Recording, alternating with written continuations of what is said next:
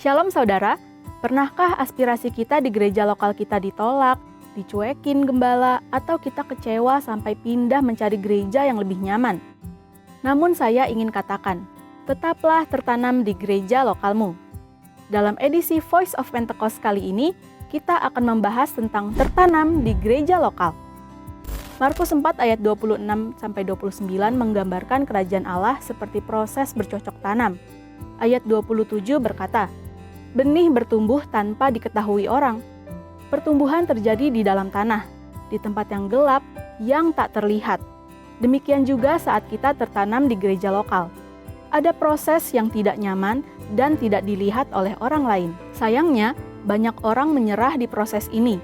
Kita mudah melihat rumput tetangga lebih hijau, padahal yang terlihat hanya hasil akhir, bukan proses saat masih di dalam tanah.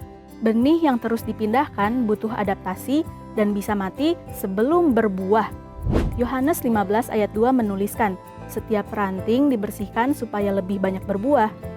Tuhan menginginkan pertumbuhan dan buah. Itu tidak akan terjadi bila kita terus berpindah. Tanpa tertanam di gereja lokal, pertumbuhan tidak akan sempurna dan kita bisa mengalami kematian rohani tanpa sadar. Kita tidak dapat menikmati buah yang seharusnya dihasilkan saat kita tertanam dengan benar. Lalu, apa yang dapat mendorong kita tetap tertanam di gereja lokal? Yang pertama, mengubah perspektif kita. Benih ditanam di tempat gelap dan tak terlihat.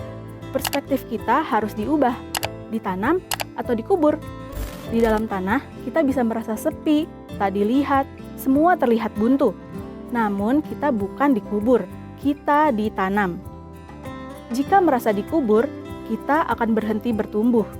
Jika sadar kita ditanam, kita akan terus bertumbuh sampai waktunya muncul dan berbuah.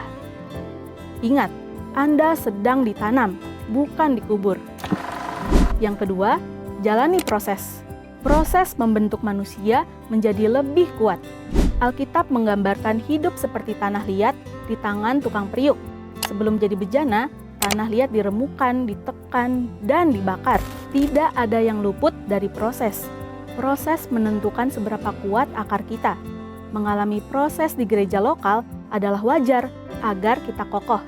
Dan melalui proses itulah Tuhan akan membentuk karakter kita agar semakin serupa dengan Kristus.